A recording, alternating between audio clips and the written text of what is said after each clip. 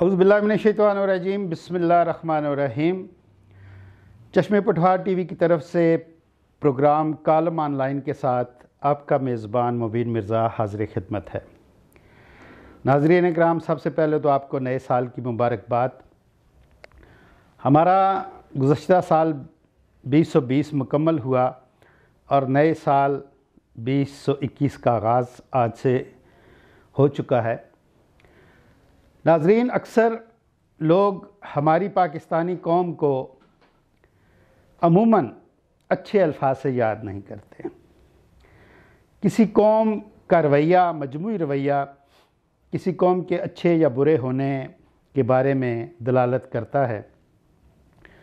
عموماً ہم یورپی اقوام کو یا ترقی یافتہ ممالک کی اقوام کی چھوٹی چھوٹی باتوں کو بھی بڑے اچھے انداز سے دیکھتے بھی ہیں اور ان کو ایک اچھی قوم ہونے کے حوالے سے جانتے بھی ہیں، لیکن جب ہم اپنی قوم کی طرف دیکھتے ہیں تو ہمارے نظریات، ہمارا تولنے کا، ماپنے کا پیمانہ جو ہے وہ یکسر تبدیل ہو جاتا ہے، اور عموماً یہ کہا جاتا ہے کہ پاکستانی قوم اچھی نہیں ہے،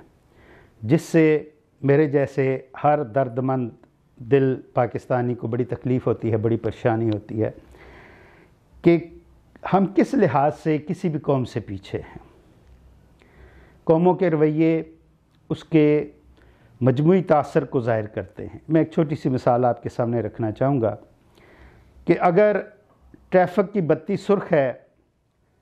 اور اس سرخ اشارے کو دیکھ کے بیشتر لوگ اپنی گاڑیاں، اپنے بائکس وہاں پہ روک لیتے ہیں، تو اگر یہی کام یورپ میں ہو تو کہتے ہیں جی بڑی سویلائزڈ قوم ہے، بڑی ترقی یافتہ قوم ہے۔ اور پیمانہ یہ ہونا چاہیے کہ اگر غالب اکثریت ایسا کرتی ہے تو وہ پیمانہ بنتا ہے قوم کا، لیکن اگر اسی میں سے کوئی منچلا، کوئی نوجوان اپنی بائک اشارہ توڑتے ہوئے لے جاتا ہے تو ہم اس منچلے کی بات کو پوری قوم کے اوپر رکھ کے اپنی پوری قوم کا تاثر لوگوں کے سامنے رکھتے ہیں کہ نہیں جی ہماری قوم تو ٹریفک پہ رکنے والی نہیں ہے۔ ہم یہ نہیں دیکھتے کہ 50 میں سے وہ خلاف ورزی کسی ایک نے کی ہے، ہمارے 49 لوگ اشارے پہ رکنے والے ہیں، دوسروں کا خیال رکھنے والے ہیں، قانون کی پابندی کرنے والے ہیں۔ اسی طرح میں ایک اور بات آپ کے سامنے لانا چاہوں گا، ہے تو چھوٹی سی اور روزمرہ کی، لیکن وہ ہمارے مجموعی رویوں کو بہت حد تک بڑا پازیٹیو، بڑا مثبت اثر آپ کے سامنے لے کے آتی ہے۔ آپ اپنا بائک نکالیں، اس کو سٹارٹ کریں اور اس کا سٹینڈ اٹھائے بغیر آپ چند فرلانگ چل کے دکھائیں، آپ کو ہر سامنے سے آنے والا آپ کی طرف اشارہ کرے گا کہ بھائی آپ کا سٹینڈ اٹھا ہوا ہے۔ ہم اسے مزاح کے پیرائے میں لے لیتے ہیں، لیکن اگر بحیثیت قوم دیکھیں تو وہ آپ کو انڈیکیٹ کرنے والا، وہ آپ کو بتانے والا، وہ دراصل یہ چاہ رہا ہوتا ہے کہ میرے بھائی اس سٹینڈ کی وجہ سے کہیں آپ کسی حادثے کا شکار نہ ہو جائیں، کہیں آپ کسی دوسرے کے ساتھ ٹکرا نہ جائیں، کہیں آپ مڑتے ہوئے گر نہ جائیں اور زخمی ہو جائیں اور چہ جائے کہ اپنی جان سے جائیں۔ اسی طرح آپ نے دیکھا ہوگا کہ بائک پہ سفر کرتے ہوئے ہماری کسی بہن، بیٹی، ماں کا دوپٹہ لٹک رہا ہو تو پاس سے گزرنے والے، ان کی پہلی اور اولین کوشش یہی ہوتی ہے کہ ان کو آگاہ کیا جائے کہ کہیں حادثہ نہ ہو جائے، کہیں یہ جانے والے کسی مشکل میں نہ پڑ جائیں۔ تو یہ وہ رویے ہیں، یہ وہ باتیں ہیں جو ہماری قوم کا بڑا مثبت، بڑا خوبصورت چہرہ لے کے آتی ہیں، لیکن ہم اس کا ذکر نہیں کرتے۔ ہم اپنی کمیوں کو، ہم اپنی خامیوں کو ہمارے لکھنے والے، ہمارے بیان کرنے والے چن چن کے بیان کرتے ہیں، لیکن کبھی آپ نے غور کیا کہ ایسا ہزاروں کی تعداد میں سے کوئی ایک کرتا ہے، تو ہم اس ایک ہی مثال کو اپنے معاشرے کا مجموعی تاثر بنانے کی کوشش کرتے ہیں، جو کہ بڑا غلط رویہ ہے۔ ابھی گزشتہ سال دیکھ لیں کہ اللہ تعالیٰ کی طرف سے ایک بہت بڑی آزمائش کووڈ-19 کی شکل میں نہ صرف ہمارے ملک پاکستان بلکہ پوری دنیا پہ اس نے اپنے پنجے گاڑے اور دنیا میں اس کا اتنا خوف و ہراس پھیلا کہ لوگوں کے روزگار بند ہو گئے لاک ڈاؤن کی وجہ سے، ملکوں کی معیشت تباہ ہو گئی، لوگ بے روزگار ہو کے گھر بیٹھ گئے اور حکومتوں کو ان کے گھر، ان کے چولہے چلانے کے لیے حکومتی فنڈ دینے پڑے۔ لیکن آفرین، اپنے ملک کی اگر آپ بات کریں، آپ اپنے آس پاس دیکھیں تو حکومت کی جو ذمہ داری بنتی تھی، جو ترقی یافتہ ممالک جنہوں نے اپنا ایک سسٹم ڈیولپ کیا ہوا ہے، اس کے نہ ہوتے ہوئے بھی یا اس کا بہت تھوڑا سا حصہ عوام تک پہنچتے ہوئے بھی عوام نے، لوگوں نے، ہماری قوم نے، ہمارے بہادر لوگوں نے، ہمارا احساس رکھنے والے لوگوں نے کیا کیا؟ انہوں نے اپنے محلوں میں اپنے ان گھروں کے چولہے نہیں بجھنے دیے کہ جہاں کا کوئی فرد